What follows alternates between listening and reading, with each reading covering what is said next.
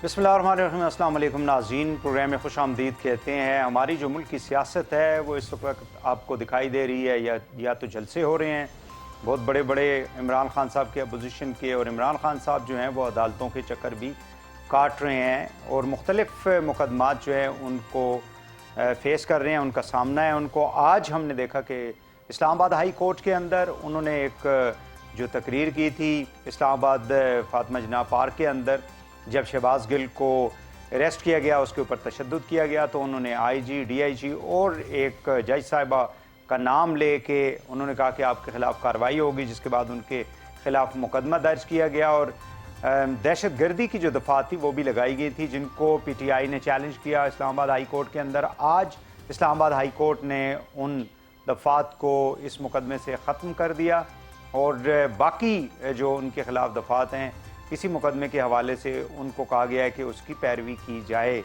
साथ ही साथ आज इलेक्शन कमीशन ऑफ पाकिस्तान के अंदर तोशाखाना का मुकदमा जो है उसकी भी आज समाअत हुई है, और समाअत के बाद जो पीटीआई के इमरान खान साहब के जो वकील हैं, अली ज़फ़र साहब सेनेटर भी हैं उनकी पार्टी के, उन्होंने अपने दलाइल जो है वो पेश किए और उसके बाद वो फैसला भी महफूज कर लिया गया है। सो अब देखना यह है कि इलेक्शन कमीशन ऑफ पाकिस्तान जो है वो क्या फ़ैसला देती है। इसके अलावा भी एक तौहीन अदालत के हवाले से ईसीपी के अंदर इमरान खान के ख़िलाफ़ जो है वो मुकदमा चल रहा है, उनके ख़िलाफ़ एक फ़ॉरेन फंडिंग का भी है जिसको ममनुआ फंडिंग पीटीआई करार देती है, वो मामला भी जो है वो इस वक्त पेंडिंग है। सो पीटीआई के मुताबिक और इमरान खान साहब के मुताबिक उनके ख़िलाफ़ एक ऐसा जाल बुना जा रहा है ताकि उनको किसी न किसी तरीके से अदालतों के ज़रिए नाअहल करार दिया जाए। और -1 की जो वो बात करते हैं कि पीटीआई जो है उससे उनको, यानी इलेक्टोरल प्रोसेस से पीटीआई के, उससे उनको साइड पे कर दिया जाए। अब देखना यह है कि ये तमाम मामलात जो हैं वो किस तरह से मुल्क की सियासत के ऊपर असरअंदाज होते हैं। दूसरी जानब प्राइम मिनिस्टर जो हैं वो इंग्लैंड गए हैं, वहाँ नवाज शरीफ साहब से उनकी मुलाकात हुई है, वहाँ से उन्होंने न्यूयॉर्क जाना है जहाँ पे जनरल असम्बली के इजलास में उन्होंने पाकिस्तान की नुमाइंदगी करनी है, मुख्तलिफ वफूद के साथ उनकी मुलाकातें भी वहाँ पे होंगी। लेकिन पाकिस्तान के जो इस वक्त फ़ैसले हैं वो अगर मुल्क से बाहर होते हैं, या जो हिकमत अमली PMLN ने या PDM ने अपनाई हुई है, उस हवाले से अगर हम देखें तो जो नवाज शरीफ साहब का इन्फ्लुएंस है पाकिस्तानी सियासत के अंदर वो यकीनी तौर पे इस वक्त बहुत अहम भी है, और आने वाले दिनों में जो इम्पोर्टेंट पोजीशंस के ऊपर तैनातियाँ होनी हैं उस हवाले से भी बताया जाता है कि नवाज शरीफ साहब का एक कलीदी इसके अंदर किरदार होगा, जिसको पीटीआई जो है वो ये कहती है कि ये आइन और कानून की खिलाफ वर्जी है। इन तमाम इश्यूज़ के ऊपर हम बात करेंगे। मेरे साथ इस वक्त मौजूद हैं जनाब कमल दिलशाद साहब, आप साबिक सेक्रेटरी हैं इलेक्शन कमीशन ऑफ पाकिस्तान के, और हमारे साथ मौजूद हैं अहमद पनसोटा साहब, आप एडवोकेट हैं। दोनों मानों को खुश आमदीद कहते हैं। कमल साहब, आपसे बात का आगाज़ कर लेते हैं कि इलेक्शन कमीशन का जो मामला है इसके ऊपर आप क्या कहेंगे, यानी फ़ैसला जो है उसको तो महफूज कर लिया गया है, डू यू थिंक कि कोई वर्स डिसीजन आ सकता है या फिर टेक्निकली इसको हैंडल किया जाएगा? इसमें सबसे बड़ी अहम बात यह है कि चूंकि ये जो रेफरेंस जो आया है ये किसी आम शहरी की तरफ से या कौमी असम्बली के या सूबाई असम्बली के मेंबर की तरफ से आता तो उसकी अहमियत कमज़ोर होनी थी। ये चूंकि एक आईनी इदारे के सरबराह की तरफ से यानी स्पीकर कौमी असम्बली की तरफ से जो रेफरेंस आया है उस पर इलेक्शन कमीशन ऑफ पाकिस्तान ने सारे अपने आइन और कानून के मुताबिक देखते हुए ये फैसला करना है। इसमें सबसे बड़ी अहम बात यह हो रही है कि जैसे कि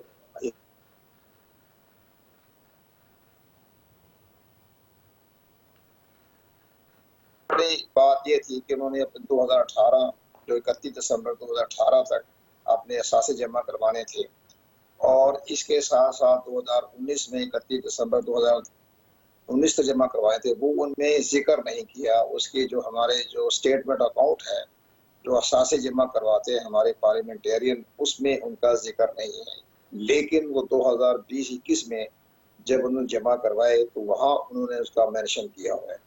ये थोड़ा सा बहाम पैदा हो गया। पहली दफा तो दो जो इनके साल हैं 2018 2019 उसमें उसका जिक्र नहीं। अब इलेक्शन कमीशन पाकिस्तान ने इस दोनों पहलों को सामने रखते हुए उन्होंने जो फैसला करना है जो हमारी नज़र में जो नजर आ रहा है वो आते हैं, दो पहलू आते हैं। अगर एक तो आता है करप्ट प्रैक्टिस, उसमें जो हमारा सेक्शन है 137 इलेक्शन एक्ट 2017 का, उसमें जब ये सालाना गोशवारों में अगर कोई हकायक छुपाए तो उनको करप्ट प्रैक्टिस तस्वर किया जाएगा। और करप्ट प्रैक्टिस भी सेक्शन 173 है जिसमें लिखा गया है कि वो उनको 3 साल की सजा भी हो सकती है और 5,000 जुर्माना है। उसमें जुर्माना हो जाए एक ही बात है, सजा हो जाए एक ही बात है, पर वो इलेक्शन से तो बाहर हो जाता है ना आदमी, उसकी जगह सजा हो गई है उसको। अब लेकिन उसके ऊपर बड़े रास्ते बड़े हैं। अगर इलेक्शन कमीशन पाकिस्तान ने करप्ट प्रैक्टिस के तहत कोई फैसला किया तो वो एक फौजदारी मुकदमा दायर होगा, और फौजदारी मुकदमा दायर होगा, इलेक्शन कमीशन खुद अदालत नहीं है। इलेक्शन कमीशन पाकिस्तान ने फौजदारी मुकदमा दर्ज करने के लिए इस्लामाबाद के जो डिस्ट्रिक्ट सेशन जज है उनको हदायत जारी करेंगे कि आप इनके खिलाफ मुकदमा दर्ज करें, इन्होंने हकायक छुपाए। तो अब इस्लामाबाद हाई कोर्ट का एडिशनल सेशन जज हो या सेशन जज हो तो वो इस केस को अपना रूटीन में लेगा, तो 4-5 साल उधर जाएंगे, तो इस पर खत्म हो जाती है। बस इलेक्शन कमीशन ने अपनी आईनी जिम्मेदारी पूरी कर दी, कानूनी जिम्मेदारी पूरी कर दी, उनको सजा का एक यानी रिकमेंडेशन आप ये बना के फरमाना चाह जी, आप ये कहना चाह रहे हैं कि दोनों में से एक सजा हो सकती है, या खुद जो है इलेक्शन कमीशन उनको डिस्क्वालीफाई करके 3 साल की सजा दे सकती है? नहीं, डिस्क्वालीफाई इलेक्शन कमीशन को उस पर करप्ट प्रैक्टिस में आता है। अच्छा, हकायक छुपाना जो होता है ना, करप्ट प्रैक्टिस में लिखा हुआ है सवाल कि मेरा उसको ये सजा है 3 सवाल साल मेरा के ये लिए है इलेक्शन। कमर साहब कि क्या इलेक्शन कमीशन खुद से सजा दे सकती है, यानी इस मामले के अंदर खासकर? खुद मामले सजा तो उसको सजा सुनाने के बाद रेफर तो उसको करेंगे ना, सेशन जज को करेंगे। ठीक। सेशन जज को फैसला सुना, हाँ उसमें लिखा हुआ है कानून में कि वो अपना जो फैसला सुनाएगा वो सेशन जज को भेजेगा, केस बना के जरा इनके खिलाफ या आप इस मुकदमा दर्ज कर अच्छा, लीजिए मुझे ये और बताएं कि इससे फौजदारी का कबल इस मुकदमा। किस्म का मामला जो है कोई पेश आया है जिसमें किसी को इस तरह से डिस्क्वालीफाई किया गया हो?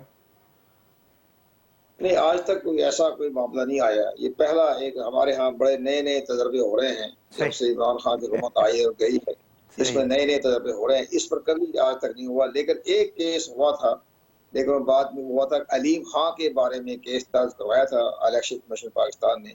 तो उन्होंने कोई गलत बयानी से काम लिया था, लेकिन बाद में डिस्ट्रिक्ट सेशन जज लाहौर ने केस खारिज कर दिया।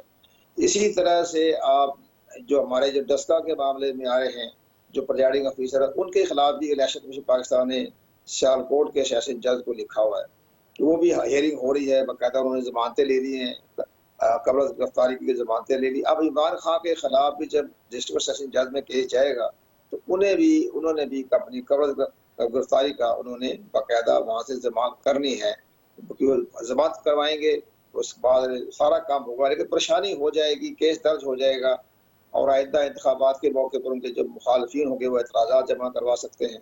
लेकिन अब ये सारे सेशन जज की सवाबदीद पर है कि वो फैसला कब करता है। बिल्कुल बिल्कुल सही है। अहमद साहब, मैं आपकी तरफ आऊँगा, आपको आवाज़ आ रही है जी? जी बिल्कुल आ रही है जी। अच्छा, आज इस्लामाबाद हाई कोर्ट ने जो उनको रिलीफ दी है, दहशत गर्दी की जो दफ़ात है उनको ख़त्म करके, ये जो उनके ख़िलाफ़ केस हुआ था उनकी स्पीच का, इसको आप किस तरह से देखते हैं? क्योंकि एक तासुर ये जा रहा है कि शायद इस्लामाबाद हाई कोर्ट से इमरान खान साहब को या ओवरऑल जो अदालतें हैं उनसे बहुत ज़्यादा उनको मतलब रिलीफ मिल जाता है जब भी वो अदालत के पास जाते हैं। तो पहली तो बात है, इस तासुर को मैं जाहिर करना चाहूंगा कि ये जो तासुर है ये बिल्कुल गलत है कि किसी अदालत से या जनरली अदालतों से, अदालतें बाय एंड लार्ज पाकिस्तान में अब आइन और कानून के मुताबिक और ताबे काम कर रही हैं। अब जहां तक इस्लामाबाद हाईकोर्ट का ताल्लुक है उसमें केसेस चूंकि खान साहब की बहुत ज्यादा तवातर से आए हैं, क्योंकि मोस्टली केसेस रजिस्टर्ड वहीं पर हुए हैं इस्लामाबाद में और टेरिटोरियल जुरिस्डिक्शन इस्लामाबाद की बनती है, तो लिहाजा वहां पर उनके ऑफकोर्स फैसले भी ज्यादा आए हैं। अब जो आज का फैसला है, अतर मनिल्ला साहब ने बिल्कुल उसमें कोई नई चीज इंट्रोड्यूस नहीं की। सुप्रीम कोर्ट की बड़ी मशहूर जजमेंट है Ghulam Hussain versus the state, जिसका साइटेशन PLD 2020 सुप्रीम कोर्ट 61 है। उसमें बड़ा क्लियरली ये होल्ड किया गया है कि जब तक के बैकग्राउंड या किसी चीज का जो एक प्री बैकड्रॉप है वो दहशत गर्दी ना हो, तब तक दहशत गर्दी की प्रोविजन नहीं लगाई जा सकती। ये एक रिवाज था आम जो पहले चला आ रहा था कि दहशत गर्दी की प्रोविजन सियासी मैटर्स में भी लगाई जाती थी, लड़ाई झगड़ों में लगाई जाती थी। तो कोर्ट्स ने कहा ये पर्सनल एनमिटी के मैटर्स, ये बाकी तमाम मैटर्स जो है इनके पर्व्यू से इसको बाहर रखा जाए। उसको बेसिस बनाकर आज इस्लामाबाद हाई कोर्ट ने एक जजमेंट पास किया जिसमें FIR को पार्शली क्वॉश किया है। उसके अंदर बाकी सेक्शंस 188 हैं, 506 है, 504 है, फिर 189 है, वो लगे हैं, वो भी स्टिल दे आर इंटैक्ट। उसके हद तक तो उन्होंने अब इमरान खान साहब जो है एटीसी की अदालत में जाएंगे, या अब उन्होंने नॉर्मल कोर्ट के अंदर किसी सेशन जज या उनके पास जाके अब मुकदमा चलेगा उनका? जी, उनका जो मुकदमा है वो बेसिकली एक सेशंस कोर्ट में या मैजिस्ट्रेट्स कोर्ट में चलेगा, बिकॉज यहाँ पर जो मुकदमे की So the ATC, I mean the court is over now. मैं वही अर्ज करने लगा था जी। एटीसी जो है उसका सेक्शन चूंकि रिमूव हो गया तो एंटी टेररिज्म कोर्ट की जो रिस्ट्रिक्शन है वो खत्म हो गई है। ठीक। तो अब उनके सर पर जो वो तलवार लटक रही है, जो कि कानून में भी लिखा हुआ है एक सर्टेन टाइम फ्रेम के अंदर अंदर आपने ट्रायल को खत्म करना है, वो तलवार जो है वो खत्म हो गई है, और राइटली सो। बाकी जो सेक्शंस हैं वो तो फिर जिस तरह हमारे आम ट्रायल्स चलते हैं उस तरह चलेंगे। वैसे तो मेरे नजदीक वो सेक्शंस भी गलत लगाए गए हैं, लेकिन कॉस्ट जो किया गया है वो इस हद तक किया गया है क्योंकि ये लीगली सस्टेनेबल ही नहीं। मुझे ये बताएं कि तोहीन अदालत का तो मामला 22 को जाहिर है कि उनके ऊपर फर्द जुर्म आयद होनी है, उससे कोई ख़तरा है इनकी, मतलब पॉलिटिकल जो इस वक्त से उनका है मामला, ख़ासकर नायली वगैरह के हवाले से? देखिए, अगर तो फर्द जुर्म आयद होती है तो फिर तो बड़ा एक सीरियस मैटर हो जाता है, बिकॉज देन एक तरह का फॉर्मल ट्रायल शुरू हो जाएगा जिसमें it's a matter between the contemnor and the court. जो आपके कंसर्न प्रोसिक्यूटर जनरल हैं या कोर्ट उसी वक्त एडवोकेट जनरल को अपॉइंट कर सकती है एज द कोर्ट प्रोसिक्यूटर, वो उनको प्रोसिक्यूट करेंगे। मैं समझता हूँ, मेरी मतलब अपनी जाती राय है, ये कोई प्रेडिक्शन नहीं है, कि ये मैटर भी short of that fixation of charge. अच्छा, मुझे सॉरी टू कट यू, मुझे ये बताएं इस स्टेज पे अगर वो माफ़ी मांग लेते हैं या माफ़ीनामा वहाँ पे जमा करा देते हैं, जाहिर है कि फर्द जुर्म आयद होने वाले दिन, तो उस दिन डू यू थिंक कोर्ट उसको तस्लीम कर सकता है? मेरे नज़दीक बिल्कुल किया जा सकता है जी, क्योंकि उसमें कोई टाइम फ्रेम ऐसा मुख्तस नहीं है जिस टाइम पर आप कहें कि माफ़ी कबूल नहीं की जा सकती। ऐसा कोई कानून में लिखा हुआ नहीं है। अदालत की स्वाबदीद है, स्पेशल जुरिस्डिक्शन है जिसके तहत वो एक्ट कर रहे हैं, खुद ऑन देयर ओन रिकॉर्ड चल रहे हैं, आर्टिकल 204 के तहत चल रहे हैं, तो उसमें वो बिल्कुल एक्सेप्ट कर सकते हैं। और चांसेस यही हैं कि अगर खान साहब क्लियर अपॉलॉजी दे देते हैं तो अदालत में मैग्नानिमिटी का मुजाहरा करते हुए शायद इस चीज़ को भी टर्न डाउन कर दे। इलेक्शन कमीशन में जो उनका एक वहाँ पे भी तौहीन मतलब इलेक्शन कमीशन और उसके कमिश्नर के खिलाफ और मेंबर्स के खिलाफ जो वो बातें करते रहे, वहाँ पे भी तो इस तरह का एक मुकदमा चल रहा है। जी बिल्कुल, आपकी बात दुरुस्त है। मेरा अपना ज़ाती व्यू उस पर यह है कि जो इलेक्शन कमीशन ऑफ पाकिस्तान है उनके पास कंटेम्प्ट की पावर्स नहीं है, और इस चीज़ को अदालत के अंदर चैलेंज भी किया हुआ है। आई थिंक चौधरी फवाद साहब ने पिंडी हाई कोर्ट में चैलेंज भी किया हुआ है, जहाँ से फैसला ये भी आना है कि क्या कंटेम्प्ट की पावर्स है इलेक्शन कमीशन ऑफ पाकिस्तान के पास नहीं।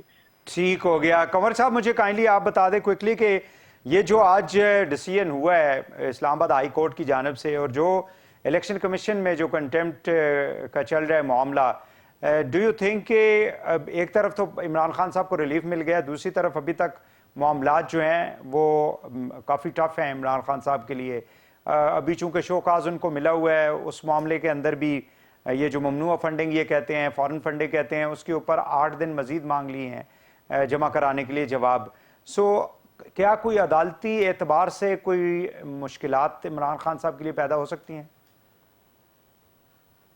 इमरान खान साहब के खिलाफ जो दहशतगर्दी का मुकदमा दर्ज कराया था वफाकी हुकूमत ने, तो बदनीति पे था।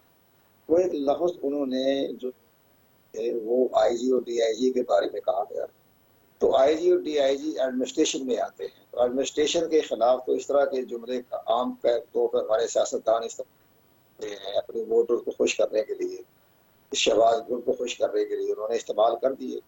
लेकिन वो तो ठीक है, वो दहशतगर्दी का मुकदमा बनाना बदनीति पर मबनी था, वो फैसला जो आज इस्लामाबाद हाई कोर्ट ने किया।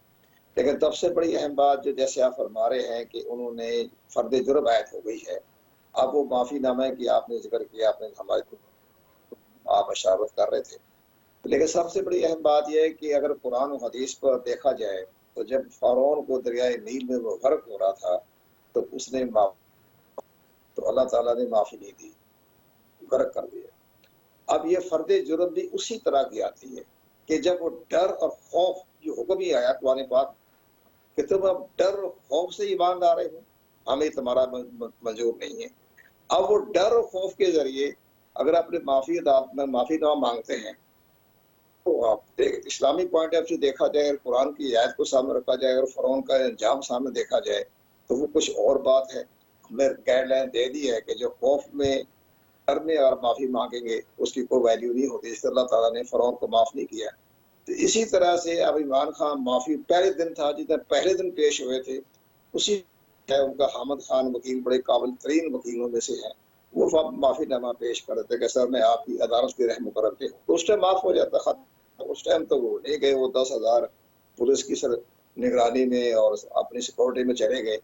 तो अब तक हमारी अदालतें इस तरह के फर्द जुर्म आयद होने भी अपनी नरम रवैया अख्तियार करती है या अपनी स्वाबदेही इख्तियारात इस्तेमाल करते हैं, तो फिर सारा अदालती सिस्टम ही मफलूज हो जाएगा ना आपका। इनके 3 जजों ने शोबा नोट जारी किया था, उन्होंने ये कहा था कि ये तो आज हैं हमारी मोहतरमा सेशन जज के बारे में, इससे अगर हमने एक्शन ना लिया तो सारा हमारा अदालती निज़ाम ज़मीन बोस हो जाएगा और 7 नवंबर फलूज हो जाएगा। अब अगर माफ़ करते हैं तो बाहर निकल के हंसेंगे जी ठीक है केस में जारी कोई थी माफ़ कर दिए। तो ये एक मामला है। इसी तरह का मामला इलेक्शन कमीशन में है। इलेक्शन कमीशन ऑफ पाकिस्तान के साथ भी वही है जो इस्लामाबाद हाई कोर्ट में हुआ। वहाँ उन्होंने एक एडिशनल सेशन जज को बुरा भला कहा कि मैं तुम्हें नहीं छोड़ूंगा। इधर यहाँ चीफ इलेक्शन, लेकिन यहाँ पे तो ये कंटेम्प्ट के पावर्स जो हैं वो नहीं है ना, जैसे अहमद साहब कह रहे हैं कि ईसीपी के पास तो कंटेम्प्ट के कोई पावर्स नहीं है। मैं अहमद साहब का मुझे उनकी ख्यालात अपनी जगह पे दुरुस्त होंगे। मेरी नाकिस राय में ये है कि जो सेक्शन 10 जो है, जो इलेक्शन एक्ट का सेक्शन 10 है, उसमें साफ लिखा हुआ है कि जनाब आपको अगर कोई जज इलेक्शन कमीशन की या चीफ इलेक्शन कमीशन को तस्दीक और तजरीर करे तो फिर इलेक्शन कमीशन ऑफ पाकिस्तान जो है वो सेक्शन 10 में ऑर्डिनेंस 2003 का सब सेक्शन 2 और 3 के तहत उनको वही इख्तियारात हैं जो हाई कोर्ट को जज को है, वही सजा दे सकते हैं। उनको बाकायदा उनको इख्तियारात दिए गए हैं, वो सजा देते हैं। तो अब अगर वो सजा नहीं दे सकते तो फिर हम अपने दोस्त अहमद साहब से कहेंगे कि वो जो हमारा इलेक्शन एक्ट 2017 का सेक्शन 10 है उसको डिलीट कर दें, उसको फारिग कर दें और गालियां वाली निकालें, और जब भी कोई इलेक्शन कमीशन का मेंबर जाए जुतियां मारे उनको आप छतरोल कर दें कि भाई ठीक हो गया। अहमद साहब आप इस पे कोई कमेंट करना चाहेंगे? 1 मिनट है। पहली तो बात यह है कि मैं इंतहाई अदब से कि अभी तक चार्ज फ्रेम नहीं हुआ, सिर्फ ऑर्डर ये हुआ है कि 22 तारीख को चार्ज फ्रेम होगा, अभी तक चार्ज फ्रेम नहीं हुआ। तो इनके अपने लॉजिक के मुताबिक ही अगर चार्ज फ्रेम नहीं हुआ तो 22 तारीख को जब तक चार्ज फ्रेम नहीं होता उससे पहले अदालत माफी मांग दे सकती है, अनकंडीशनल अपॉलॉजी एक्सेप्ट कर सकती है, अगर हम ये लॉजिक को फॉलो करें। नंबर 1। नंबर 2, अगर मान भी लें जो एनालॉजी ड्रॉ कर रहे हैं इस्लामिक प्रिंसिपल की विद दिस, अगर आप देखा जाए तो बहुत सारे ट्रायल्स में हमारे सीआरपीसी में विड्रॉल ऑफ प्रोसिक्यूशन की पावर भी है प्रोसिक्यूशन के पास, तो फिर तो वो भी इन इस लॉजिक के मुताबिक अन इस्लामिक है।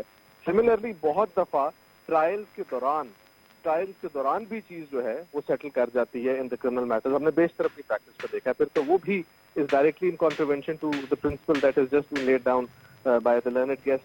आगे चलते हैं, जहाँ तक इलेक्शन कमीशन की बात है सेक्शन 10 की, वो इसलिए यहाँ पर रेलेवेंट नहीं है कि खान साहब के ऊपर इल्जाम डायरेक्टली जो लगाया गया from the election commission side वो है कंटेम्प्ट का।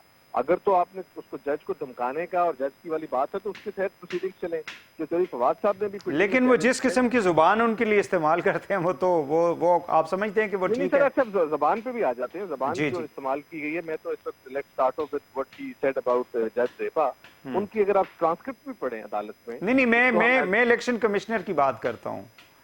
नहीं, इलेक्शन कमिश्नर के बारे में तो मैं यही तो गुजारिश कर रहा हूँ कि जब आप इलेक्शन कमिश्नर के बारे में कोई अल्फाज कह रहे हैं तो वो जो नोटिस दिया गया है, जो उनको बुलाया गया है, वो कंटेम्प्ट के जुमरे में लाने की कोशिश की जा रही है, जिसको फॉरेन चैलेंज भी कर दिया है। जस्टिस जवाद हसन वो केस सुन रहे हैं पिंडी में। हाँ, अगर जिस सेक्शन 10 की बात कर रहे हैं वो बिल्कुल दुरुस्त कह रहे हैं। अगर उसके तहत जो उनके जजेस हैं जो केसेस सुन रहे हैं या जो भी नॉमिनेटेड डेजिग्नेटेड हैं, वो अगर उनके खिलाफ कोई इस तरह की जबान इस्तेमाल की जाए, बिल्कुल एक्शन लेना चाहिए और उसको रोकता नहीं है वो चीज। That does not bar it. ये मैं इस हद तक बिल्कुल चलें, बहुत शुक्रिया आपका अहमद पंसोटा साहब, एडवोकेट कमर दिलशाद साहब, साबिक secretary election commission of Pakistan हमारे साथ थे। नाज़रीन, यहाँ पे एक शॉर्ट ब्रेक लेंगे, वापस आगे प्रोग्राम को आगे बढ़ाते हैं, हमारे साथ रहिएगा।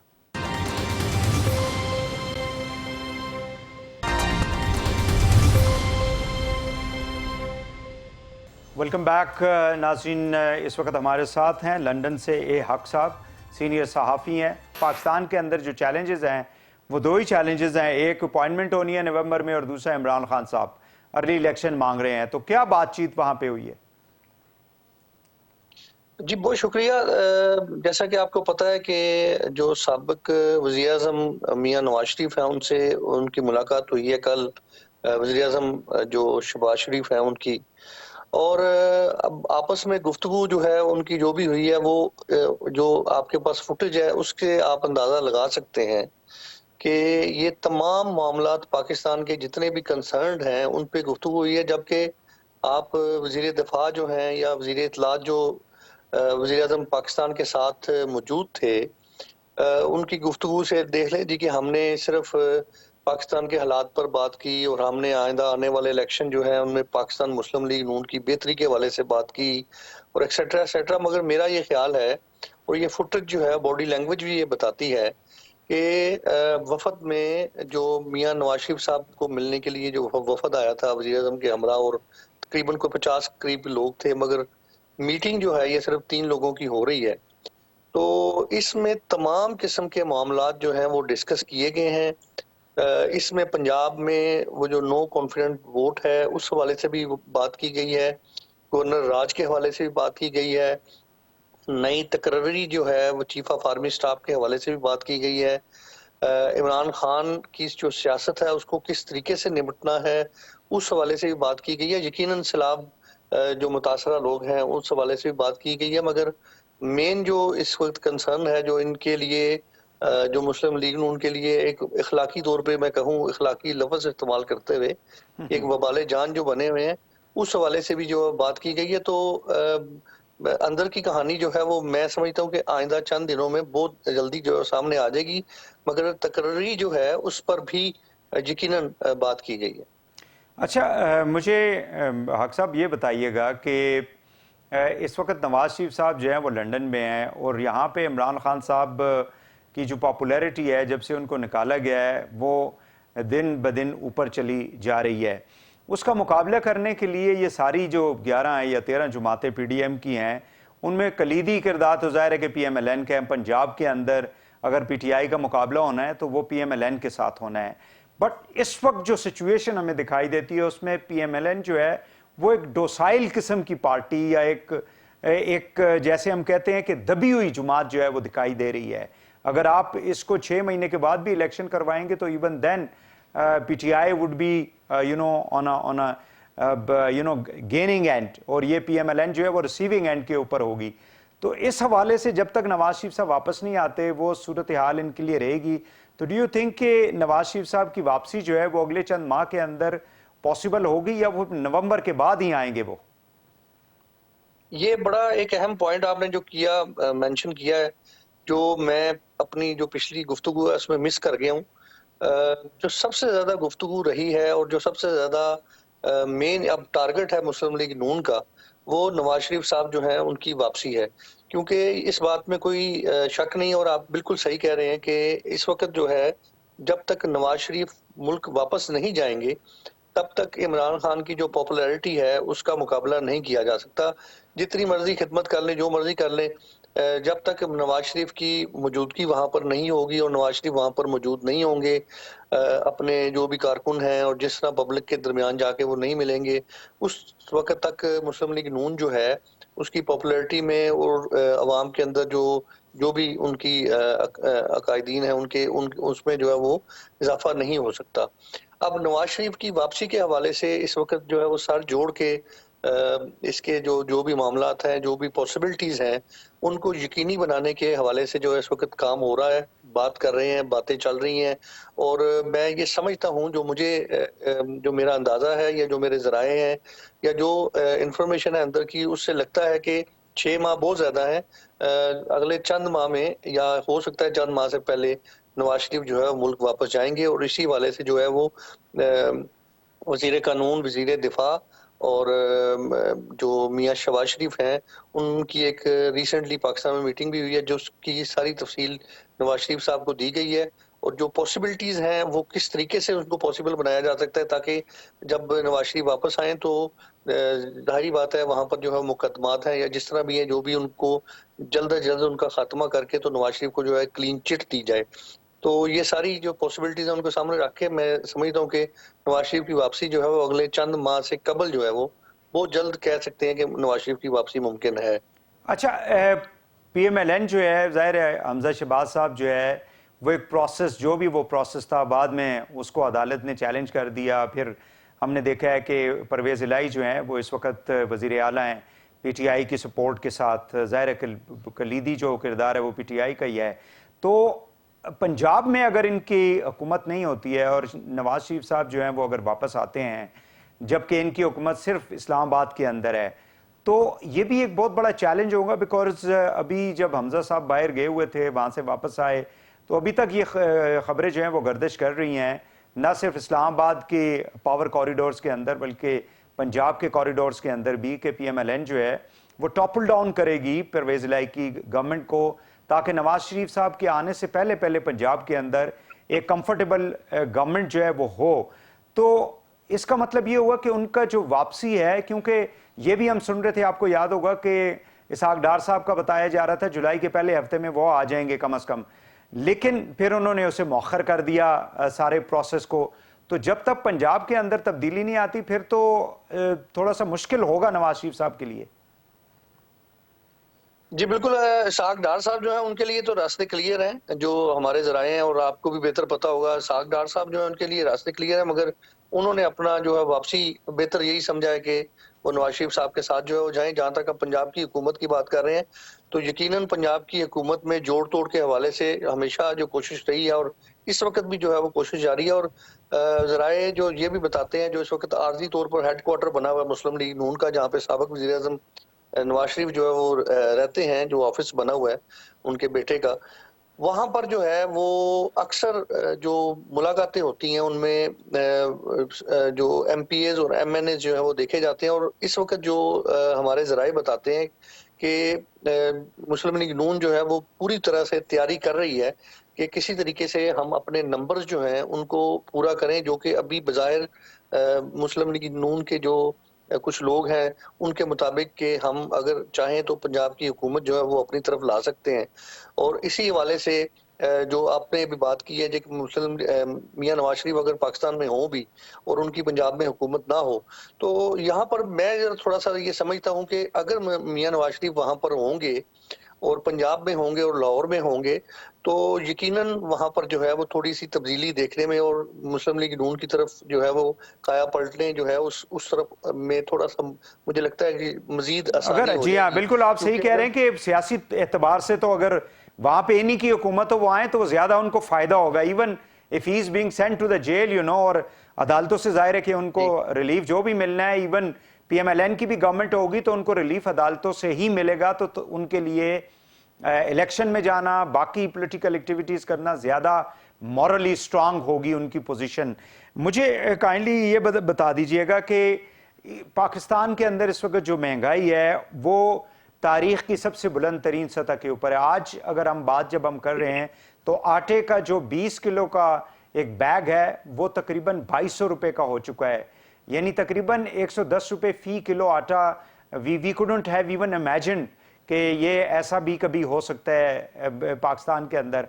और आज उसके अलावा बाकी चीज़ें तो आप छोड़ दें, बिजली के बिल हैं, बाकी इवन पेट्रोल जो है दुनिया के अंदर 89 का पर बैरल हो चुका है, पाकिस्तान में अभी तक वही इन्होंने कीमत कम करनी थी, नहीं की। तो ये डू यू थिंक कि ये भी एक नवाज शरीफ साहब जो हैं वो सोच रहे होंगे कि अगर मैं वापस भी चला जाऊं मैं अवाम को कैसे कन्विंस करूंगा इस सूरत हाल में? मगर वो ये देखें, यहाँ पर तो सियासी जो नंबर गेम खेली जाएगी, सियासी वो ब्लेम गेम जो हम करते हैं, जो हमारी रवायत है पाकिस्तान की वो चलती आ रही है, वो होगी। नवाज शरीफ साहब वापस आते साथ ये थोड़ी होगा कि वो जो है वो आके या पाकिस्तान में महंगाई का खात्मे के लिए कोशिश करेंगे या उससे उनको नुकसान होगा या वो कामयाब नहीं हो पाएंगे। नवाज शरीफ साहब ने तो आके वही ब्लेम गेम जो है वो करनी है जो इमरान खान करते आए हैं कि जी ये देखिए मुल्क का बेड़ा गर्क कर दिया है, मैं अब आ गया हूँ, मैं अब संभालूंगा, आप मुझे मौका दें। और यही मामला जो है वो नवाज शरीफ साहब की तरफ से अब किए जाएंगे कि इमरान खान ने पाकिस्तान की जो इस वक्त हालत कर दी है। अब आप मौजूदा हुकूमत जो है उनकी बयानात देख लें। नवाज शरीफ साहब जब भी कभी अपने ऑफिस से बाहर आते हैं लंदन में, तो जब भी वो बात करते हैं तो वो यही कहते हैं कि मुल्क का बेड़ा गर्क करके इमरान खान साहब जो है वो चले गए हैं, अब हमें बहुत टाइम मिलेगा। तो मेरा ये ख्याल है कि महंगाई को कंट्रोल करने के हवाले से ये ब्लेम गेम और सियासी बयानात जो हैं उनका सहारा लिया जाएगा। बहुत शुक्रिया ये हक साहब, लंदन से हमारे साथ सीनियर सहाफ़ी। नाज़रीन, इस वक्त जो मुल्क की सियासत है वो लंदन में उसकी डिस्कशन की जा रही है। फ्यूचर का जो प्लान क्या होगा PMLN का। वज़ीर आज़म की मुलाकात जो है वो नवाज शरीफ साहब से, साबिक़ वज़ीर आज़म से हुई और उसमें ये तमाम मामलात जो हैं उसके ऊपर डिस्कशन की गई है। यहाँ पे एक शॉर्ट ब्रेक लेंगे और वापस आके प्रोग्राम को आगे बढ़ाते हैं। हमारे साथ रहिएगा।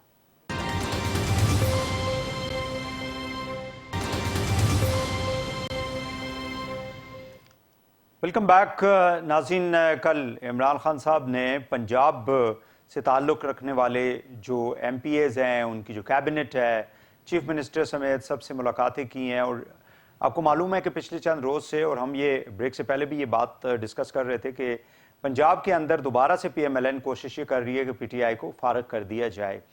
और दूसरी जानब जो है वो इमरान खान साहब जो हैं वो जलसों पे जलसे कर रहे हैं और डिमांड कर रहे हैं कि भाई अर्ली इलेक्शन करवाएं, क्योंकि इमरान खान साहब को मालूम है कि इस वक्त उनकी पॉपुलरिटी का जो ग्राफ है वो काफ़ी ऊंचा है और तमाम जो इस वक्त हुकूमती इत्तेहादी जमातें हैं वो मिलकर भी उनका मुकाबला नहीं कर सकते। इन तमाम इश्यूज़ के ऊपर हम बात करेंगे। मेरे साथ मौजूद हैं मलिक अमीन असलम साहब। आप PTI के मरकज़ी रहनुमा हैं, former adviser to the prime minister और मिनिस्टर भी रह चुके हैं माजी में। बहुत शुक्रिया मलिक साहब, आपने हमें टाइम दिया। सबसे पहले तो मुझे ये बताएं कि क्या आपकी हुकूमत को पंजाब के अंदर कोई ख़तरा है जिसकी वजह से इमरान खान साहब जो हैं वो काफ़ी ज़्यादा एक्टिव दिखाई दे रहे हैं? और पिछले चंद रोज़ से आपकी मुख्तलिफ जो रहनुमा है PTI के, वो भी ये बातें कर रहे हैं कि वहाँ पर दोबारा से जो है वो परवेज़ इलाही साहब की हुकूमत को ख़त्म करने के लिए कोई कू किया जा रहा है। जी, बिस्मिल्लाहिर्रहमानिर्रहीम। देखें, इस वक्त पंजाब हुकूमत को तो ऐसा कोई खतरा नहीं है। वो अल्लाह के फजल से वो ठीक पोजीशन में है हमारी हुकूमत। लेकिन हम जो खतरा है वो पाकिस्तान को है इस वक्त, और खतरा वो इस इम्पोर्टेड हुकूमत से है कि आपके सामने है कि इस वक्त जो पाकिस्तान की मईशत है वो बिल्कुल एक फ्री फॉल के अंदर है और बिल्कुल ऐसे लग रहा है कि कोई हुकूमत है ही नहीं। और ये पिछले 5 महीने से तवातर से हम ये सूरत हाल देख रहे हैं। और इसमें आप मुख्तलिफ फ्रंट्स के ऊपर देख लें। सैलाब इस वक्त आए हुए हैं जिन्होंने मुल्क के अंदर तबाही फैलाई हुई है, लेकिन इस सैलाब से पहले भी यहाँ पर एक हुकूमत जो है वो नोज ड्राइव कर रही थी बिल्कुल। और इस वक्त एक लग रहा है कि हुकूमत एक इस किस्म की है जिसकी गिरफ्त ही कोई नहीं है, कंट्रोल कोई नहीं है सिस्टम के ऊपर, मईशत के ऊपर, और किसी के पास कोई सोल्यूशन नहीं है। तो और उसके बाद जो सियासी गैर इस्तेहकाम की जो सिचुएशन है वो ऐड कर रही है इस इकोनॉमिक सिचुएशन के अंदर और उसको फर्दर ख़राब कर रही है। इसीलिए जो हमारे चेयरमैन इमरान खान साहब हैं उन्होंने बड़ा क्लियरली कहा है कि इस वक्त अगर हमने इस डूबती मईशत को संभालना है और इस मुल्क को संभालना है तो उसका वाहिद हाल ये है कि हम इलेक्शन कराकर एक नुमाइंदा हुकूमत जो कि एक लीडरशिप के साथ आए और आकर इस मुल्क को संभाले और इसको एक डायरेक्शन दे। अदरवाइज हम एक बहुत सीरियस सिचुएशन में है। सैलाब की वजह से $30 बिलियन का तकरीबन जो हिट है वो इस हुकूमत को और भी हुई है। और उसकी जो तबाहकारियाँ हैं जो आपको नजर आ रही है कि साउथ ऑफ पाकिस्तान में, सिंध में, बलोचिस्तान में, जहाँ पर बिल्कुल गवर्नेंस नाम की कोई चीज़ नहीं थी। अच्छा मलिक साहब, मुझे जी आपने बिल्कुल सही फरमाया, लेकिन हुकूमत वाले और कुछ ऐसे तज्ज़ियाकार हैं वो ये कहते हैं कि अगर आप लोगों ने इलेक्शन में जाना है तो इस वक्त 2 सूबे जो हैं उनमें आप लोगों की हुकूमत है और ये तकरीबन पाकिस्तान की अगर टोटल पॉपुलेशन अगर हम देखें तो तकरीबन 15-16 करोड़ की आबादी बनती है, यानी पंजाब एंड KP। आप दोनों की असम्बलियों को तोड़ दें, ऑलरेडी आप लोग नेशनल असम्बली से बाहर हैं, तो और सिंध के अंदर भी अपने जो MPAs हैं उनसे रिज़ाइन करवा दें तो ये मुल्क तो वैसे ही इलेक्शन में चला जाएगा। देखिए, वो ऑप्शन भी हमारे सामने है, लेकिन उससे मजीद जो सियासी एक गुमगू की सूरत हाल है उसके अंदर इजाफा होगा। इससे बेहतर है कि हम मुल्क को एक इलेक्शन की तरफ लेके जाएं, एक प्रोसेस के अंदर डालें जिसके अंदर पाकिस्तान इस मुश्किल से बाहर आ सके। लेकिन प्रोसेस तो तब होगा ना मलिक साहब जब आप लोग बात करेंगे। आप लोग तो किसी से बात करने के लिए, इमरान खान साहब तो कहते हैं सारे चोर हैं, चोरों के साथ तो मैं बात करने के लिए तैयार ही नहीं हूं। सो देन देखिए, इमरान खान साहब ने बड़ा क्लियरली कहा है कि आप इलेक्शन के एजेंडे को सामने रखें, इस एजेंडे के ऊपर हम हर किसी से बात करने के लिए तैयार हैं अगर वो इस एजेंडे पे आते हैं। अगर वो बात करते हैं अपने लूट मार की, कल आपने देखा NRO 2 यहाँ पर छाया हुआ है, जिसमें जो बड़े बड़े डकैत थे इस मुल्क के, और अरबों रुपया ना सिर्फ उन्होंने खाया बल्कि करोड़ों रुपया उनको उनके ऊपर केसेस बनाने के ऊपर लगा इस मुल्क का। और वो एक जुम्बश पेन से वो सारा का सारा जो है उसको सफा कर दिया गया। और हमने देखा कि बड़े बड़े केसेस थे, सारों को ठप करके और अब आगे चला गया। तो ये ऑब्जेक्टिव था इस हुकूमत के आने का। ना तो इकोनॉमी को संभालना उनका ऑब्जेक्टिव था, ना इस मुल्क में पॉलिटिकल इस्तेहकाम देना उनका ऑब्जेक्टिव था। और इसी वजह से इस मुल्क में इस वक्त एक बहुत ही सीरियस सूरत हाल बनी हुई है। 30 मिलियन लोग जो है इस वक्त वो आपके बाहर सड़कों के ऊपर हैं, सड़कों के ऊपर बगैर छत के, बगैर दवाई के, बीमारियों के अंदर और सैलाब के अंदर मुतासर हुए हुए हैं। और हमारे वजीर आजम साहब मुल्क से बाहर गए हुए हैं। अभी आप देखें कि एक हाथ में हमारे कशकोल है, हम पैसे मांगते फिर रहे हैं, और दूसरे हाथ से हमने अभी 10 वजीर बनाए हैं 4 दिन पहले। क्या इन वजीरों की जरूरत थी जब पिछले वजीरों के भी महकमे नहीं पूरे हुए? और ये 10 नए वजीर बना दिए गए जो कि एक और बर्डन डाल रहे हैं हुकूमत के ऊपर। ये तो एक पार्टी लगी हुई है यहाँ पे। इसी के साथ साथ जो अब खबरें आ रही हैं कि वहां न्यूयॉर्क के अंदर $4,000 फी रात, $4,000 का मतलब है कि 8.5 लाख से 9 लाख रुपए फी रात का किराया उन कमरों का जहां पर ये रह रहे हैं, और लोगों से भीख मांग रहे हैं कि जी हमारी मदद करें। दुनिया बेवकूफ नहीं है, दुनिया देख रही है ये कि ऐसी हुकूमत जो कि अयाशियों में पड़ी हुई है, जबकि उसके लोग जो हैं वो इस वक्त मुल्क में तबाहकारी का शिकार हैं। उनको तो चाहिए था कि इस मुल्क में रहकर और ग्राउंड के ऊपर नजर आते, बजाय इसके कि इस वक्त बाहर फिर रहे हैं। मुझे तो देख के शौक होता है, अफसोस होता है, लेकिन इस वक्त इसका वाहिद हल ये है कि हम इनसे जान छुड़ाएं। इन्होंने अपने जो 4-5 महीने लगाने थे, जो इन्होंने अपने केसेस का सफाया करना था वो कर चुके हैं। आप इनको कहें कि खुदा का वास्ता है पाकिस्तान की जान छोड़े और पाकिस्तान को एक जमहूरी तरीके से आगे बढ़ने दें, ताकि यहाँ पर एक जमहूरी हुकूमत आए जो कि इस गिरती हुई मईशत को, गिरती हुई सूरत हाल को संभाल सके। अच्छा मलिक साहब, मुझे ये बताएं कि खान साहब ने एक इंटरव्यू में हाल ही में उन्होंने कोई प्रपोजल दिया था नवंबर में जो एक अपॉइंटमेंट होनी है उस हवाले से, but that is not being taken seriously मुख्तलिफ हलकों के अंदर। इमरान खान साहब क्यों एक चीज़ के ऊपर बज़िद हैं? मतलब एक प्रोसेस है, एक कॉन्स्टिट्यूशनल प्रोसेस है मुल्क के अंदर, उसको उस प्रोसेस को लेके आगे जाना चाहिए ना। क्यों उनको ये खौफ है कि अगर कोई और यहाँ पे होगा तो उसमें इलेक्शन में उनको जो है ना कोई मसला हो सकता है? देखिए, जो इमरान खान साहब ने प्रपोजल दिया था वो बड़ा क्लियर प्रपोजल था। वो ये प्रपोजल था कि इस वक्त जल्द अज जल्द इलेक्शन कॉल कर दिए जाएं, और इलेक्शन कॉल करने के बाद जो हुकूमत आती है वो हुकूमत आकर वो एक नुमाइंदा हुकूमत होगी, इस मुल्क की जमहूरी हुकूमत होगी, और वो हुकूमत फिर जो अपॉइंटमेंट है उसको करे आके, और उस वक्त तक इसको एक्सटेंड कर दिया जाए इस सूरत हाल को। और इसी वजह यही है कि अगर, लेकिन बज़ाहिर तो अब ये दिखाई नहीं देता ना, बज़ाहिर तो अब ये नहीं हो रहा, बज़ाहिर तो अब ये नहीं हो रहा। फिर क्या करेंगे? इमरान खान साहब आके पिंडी इस्लामाबाद को बंद कर देंगे? अभी काफी टाइम पड़ा हुआ है उसमें, जो बाजार नजर नहीं आ रहा है, शायद आपको 2-3 हफ्ते बाद वो नजर आ जाए। तो आप लोग क्या मतलब, अगर आप लोगों की बात नहीं मानी जाती तो फिर आप लोग क्या इस्लामाबाद को बंद करेंगे? देखिए, इस वक्त हमारे पास सारी ऑप्शंस जो है वो टेबल के ऊपर मौजूद हैं। जो लोगों का रिस्पांस है इमरान खान साहब की तरफ वो आपके सामने है कि वो खैबर से लेके कराची तक जहां भी जाते हैं, एक दिन के नोटिस पे वहां पर लाखों लोग जमा हो जाते हैं। लोगों की तमाम तर उम्मीदों का महवर इस वक्त ex prime minister Imran Khan साहब हैं, और उनकी जो बात में एक वजन है जो कि पूरे पाकिस्तान में इस वक्त सुनी जा रही है। अवाम उनके साथ, उनके बयानी के साथ बिल्कुल जुड़े हुए हैं, इमरान खान के लीडरशिप के साथ जुड़े हुए हैं।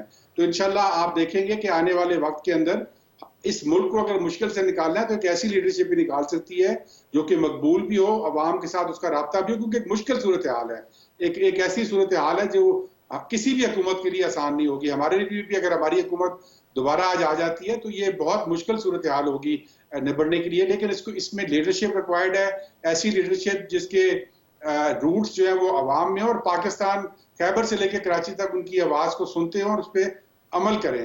और इंशाल्लाह अगर हम एक कौम बन के इस सूरत हाल का मुकाबला करेंगे तो पाकिस्तान इस सूरत हाल से निकल आएगा। बहुत शुक्रिया मलिक अमीन असलम साहब, PTI के मरकजी रहनुमा, former adviser to the prime minister on environment. नाज़रीन, प्रोग्राम यहाँ पे ख़त्म करते हैं, कल दोबारा आपसे मुलाकात होगी, इजाज़त दीजिए, अल्लाह हाफ़िज़।